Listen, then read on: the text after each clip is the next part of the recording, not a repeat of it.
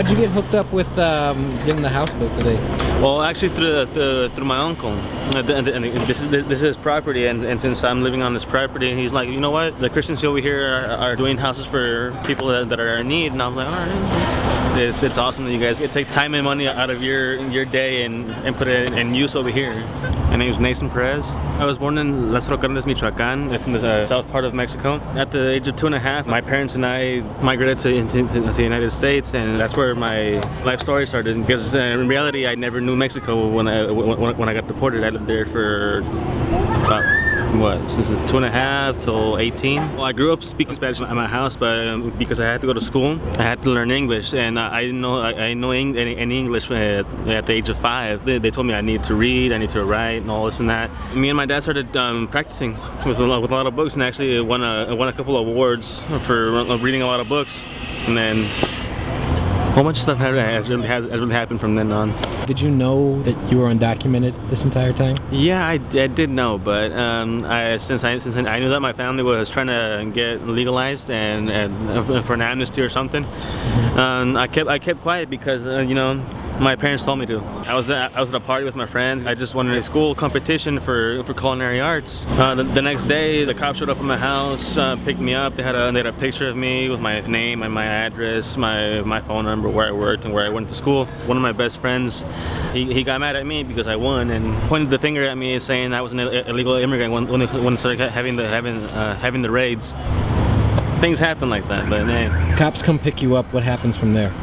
Well, first they take me to county jail, and they processed me for being an illegal immigrant, and then they started telling me that I was gonna get deported, and I was like, oh man, that's kind of crazy because I've been here all my life. I've never been actually living in Mexico.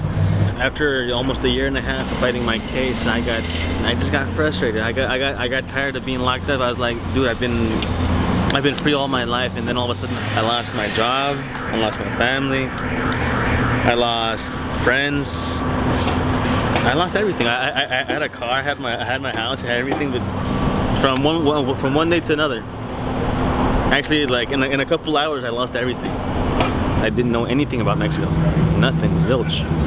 I came here and the Mexican money was like monopoly money to me. I was like, what? This is fake. I don't know how to use this. One of the persons that got deported with me, he's like, hey, I've been deported before, and it's no biggie. Come on, I'll help you out. I just realized how tough it is over here, and then that's when it hit me why people cross the border, how they risk their lives through the desert, through the mountains, in cold winters and everything.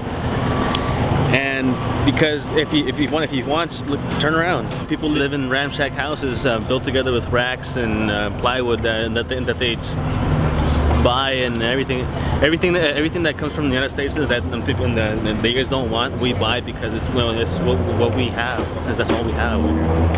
You've kind of created a life down here. Yeah, pretty much. I've been here for almost 6 years now. And this is where you met your lady? Yeah, actually it is. Why didn't you go back to Michoacan? Because over there it's a lot worse than it is over here. Here the poverty is to a minimum because it's a lot more populated over here, but in Michoacan, man, they suffer over there. Over here there's a lot more money, it's a lot more job and a lot more opportunities, but over there there's the mafia, the government's a lot worse. Here you have a little more chance of opportunity over here. There's a slight chance over here. What's the thing you miss most about the States? Oh, dude. The thing I miss most about the States. Being able to walk on pavement, that's what. Because over here it's a lot of mud, I swear. And the food also.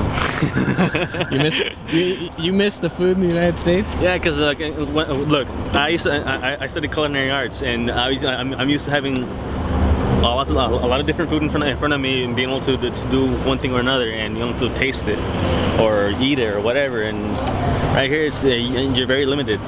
You're very limited. Is there anything else you want to share? That if you go out into the fields and you see a Mexican working or a Hispanic working of any kind, don't think that they're there just because they want to be there. They're there because they need to be there. They have to be there because they probably have family back in Mexico working at a minimum wage. They're barely surviving. My parents over there they're all right now, But over here, for me, it's been hectic. They're the lucky ones. Yeah.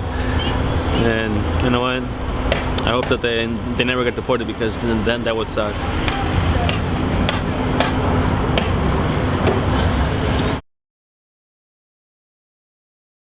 One more. 3, 2, 1, and...